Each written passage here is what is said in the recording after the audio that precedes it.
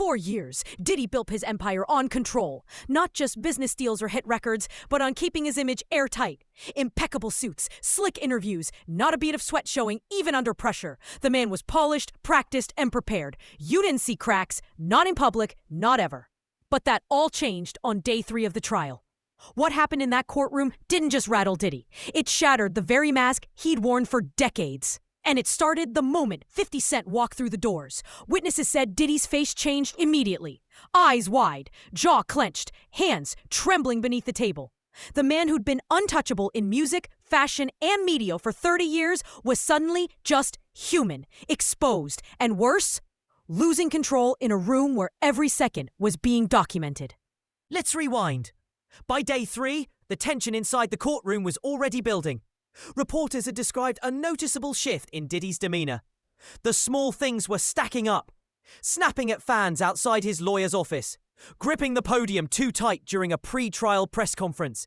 Losing his place while whispering with his attorneys. None of these were explosive on their own. But for someone who spent millions maintaining the illusion of composure, they were loud. Behind the scenes, insiders had been whispering about a different Diddy for years. One who could go from charming to furious in seconds.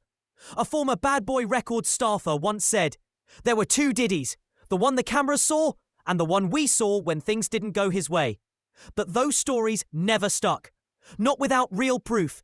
Not without someone powerful enough to back them up. And that's where 50 Cent came in. For almost 2 decades, 50 and Diddy weren't just rivals. They were fire and gasoline. They clashed publicly, privately, and especially online. 50 never held back. Whether it was jabs about Diddy's parties, cryptic posts suggesting something darker, or even questioning his involvement in industry scandals, the two have had an unresolved war brewing for years. So when Diddy saw 50 Cent walk into the courtroom that afternoon, everything changed. He hadn't expected him there. Not physically, not publicly, and definitely not standing by Cassie. But there he was, in a tailored black suit, sunglasses on, silent, confident. The room froze. Diddy had been whispering something to his lawyer when the door opened. 3 witnesses say he stopped mid-sentence. He looked up, and what started as confusion turned to disbelief. Then fear. Not just because 50 showed up, but because of what it meant. It meant someone with influence wasn't afraid anymore. The energy in the courtroom shifted the second 50 Cent took his seat. He didn't say a word. He didn't need to. Just his presence was a message, one the whole room understood instantly. Cassie looked over at him. There was no dramatic reunion, no whispered exchange. But her posture changed. She sat up straighter, her chin lifted, like something inside her had just steadied. For the first 2 days of the trial, she'd been composed, but clearly carrying the weight of the room. The testimony, the media pressure, the gazes from Diddy's team across the aisle. It was heavy. But now, something had shifted, and Diddy felt it too. He couldn't stop glancing at 50, over and over. His lawyer leaned in, whispering something close to his ear, trying to calm him down, to refocus. But Diddy's eyes kept drifting. He wasn't listening anymore, because 50 Cent had done the one thing Diddy never saw coming. He took a public side. Not just through a tweet, not through a meme or cryptic shade. He showed up, in person, and stood in Cassie's corner. And that, especially in front of cameras, was more powerful than any post could have been. See, the history between Diddy and 50 runs deeper than fans realize. It's not just industry beef, it's personal. Over the years, 50's alluded to the things people whispered about Diddy in private. His temper, his control. The way he allegedly operated behind closed doors. But the thing is, 50 had never truly brought it into the courtroom before. Never put his name on the line for someone caught in Diddy's orbit. Until now. Court reporters described Diddy's hands gripping the edge of the defense table. He looked physically tense, red in the face. One even said he seemed to be grinding his teeth.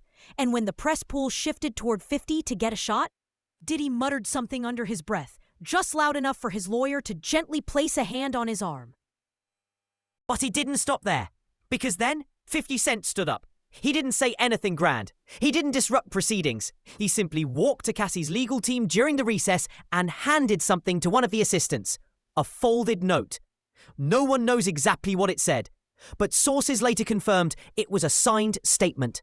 A statement from 50 Cent saying he would be willing to provide corroboration to some of Cassie's claims. That he had witnessed patterns of behavior that aligned with her allegations. That what she was describing didn't surprise him at all. When court resumed, everything felt heavier. The judge took the bench. The attorneys rose. But something was off. An energy under the surface. Like the room was waiting for someone to break. And that someone was Diddy. He couldn't sit still, fidgeting in his chair, his foot tapping non-stop under the table. His jaw working overtime as he clenched and unclenched it. Then came the part he had been dreading. Cassie's attorney stood up and read aloud a portion of the statement that 50 Cent had just submitted.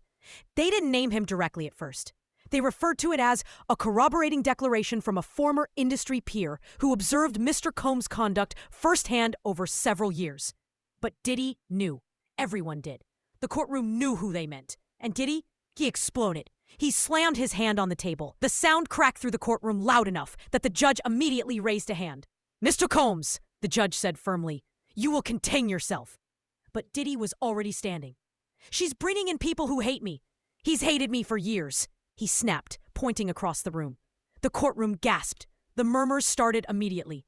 The judge pounded the gavel once, twice. "Mr. Combs, sit down and remain silent. This is your final warning." Diddy turned to his lawyer, furious, whispering something the reporters said sounded like, "This is a setup. This is a damn circus." His legal team scrambled. One placed a hand on his shoulder, guiding him back into his seat. Another leaned close, speaking directly into his ear. But Diddy's body language was loud, furious, shaking. It wasn't just about Cassie's testimony anymore. It was about 50. Because in Diddy's mind, this wasn't just an accusation. It was betrayal. The courtroom was seeing something they were never supposed to see. Diddy unraveling. In real time. On the record. Not in a blog headline. Not in a rumor mill. Here, in front of a judge. In a courtroom filled with press, witnesses, and legal minds who now couldn't unsee what just happened. And Cassie? She didn't react. She didn't flinch. She simply watched, calm, steady, composed, as the man who once controlled every inch of her life lost control in front of everyone. Because this time, the silence belonged to her, and Diddy couldn't do a thing to take it back. The courtroom never fully recovered from Diddy's outbursts. Even after the judge restored order, the energy in the room had changed. Something sacred had been broken. His image, the one he'd spent decades curating, polishing, defending with ironclad NDAs and smiling photo ops. Now the jury had seen something raw, something real. The judge took a short recess, but when he returned, he made a rare statement from the bench. He cleared his throat, leaned slightly forward, and said, "Let the record show the respondent's conduct during this session was inappropriate and disruptive. Further interruptions will be considered grounds for contempt." That was big. Judges don't usually make those kinds of comments unless things are truly off the rails.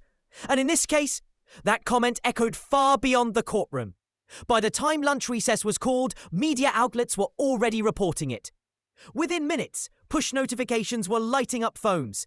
Diddy loses control in courtroom after 50 Cent declares support for Cassie. Breaking. Diddy threatened with contempt after outburst.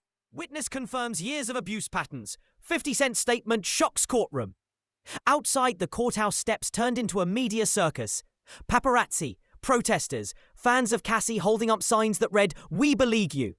Others just stood there, filming every second, waiting for the next explosion. Inside, Diddy's legal team was scrambling. According to multiple insiders, two of his senior attorneys had a heated exchange in the hallway, outside the defense room. One wanted to settle, quietly. Judges don't usually make those kinds of comments unless things are truly off the rails. And in this case, that comment echoed far beyond the courtroom. By the time lunch recess was called, media outlets were already reporting it. Within minutes, push notifications were lighting up phones. Diddy loses control in courtroom after 50 Cent declares support for Cassie. Breaking! Diddy threatened with contempt after outburst. Witness confirms years of abuse patterns. 50 Cent's statement shocks courtroom. Outside, the courthouse steps turned into a media circus. Paparazzi, protesters, fans of Cassie holding up signs that read, "We believe you." Others just stood there, filming every second, waiting for the next explosion. Inside, Diddy's legal team was scrambling. According to multiple insiders, two of his senior attorneys had a heated exchange in the hallway outside the defense room. One wanted to settle, quietly. avoid further public damage. The other insisted they push forward. That backing down now would be an admission of guilt. The truth? They were losing control of the narrative, and fast. And the worst part for them? It wasn't just Cassie's words that were landing hard. It was the people standing behind her. Because 50 Cent showing up was more than symbolic. It signaled to the industry, to the public, to the world, that Diddy was no longer untouchable. And in a space where silence once protected him, the silence was starting to break.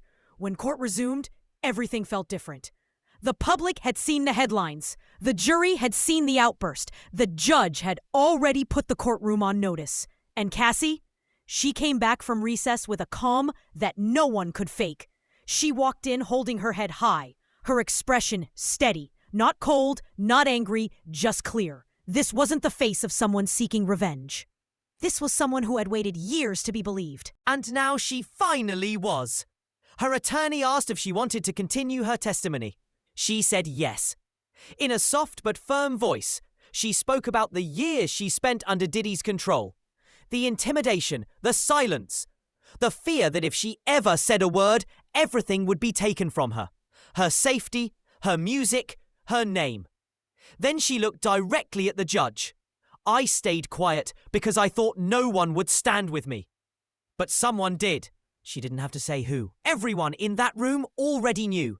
50 sat in the second row, still silent, still watching. He didn't speak to the press, didn't post, didn't gloat. But behind closed doors, someone from Cassie's team said 50 told them this. She's been carrying this alone long enough. It's time someone with a bigger mic gave her some backup. That's all he needed to say. Because when someone like 50, known for being loud, unfiltered, unbothered, chooses not to speak out of respect... That silence speaks louder than any diss track ever could. The judge adjourned court early that day. No fireworks, no ruling yet. But the shift was undeniable. Public opinion had changed. Diddy's mask was cracked. Maybe not legally, yet. But reputationally, the damage was done. He walked out of the courtroom that afternoon surrounded by his legal team. Head down, pace fast. The usual charm was gone. The designer sunglasses couldn't hide the panic anymore. Cassie, meanwhile, took her time exiting. She stopped, hugged her lawyer, thanked a woman in the hallway who had been showing up each day holding a handwritten sign that said, "Your voice matters." Then she turned toward the cameras and gave one simple wave. No press conference, no rehearsed lines, just presence. And that was enough. You watched a man lose control, but you also watched a woman take hers back. Sometimes justice doesn't roar. Sometimes it walks in quietly, waits its turn, and tells the truth, even when the whole room isn't ready for it. If that meant something to you, stick around, because there's always another courtroom, another silence that needs breaking, and another voice waiting for the moment someone finally listens.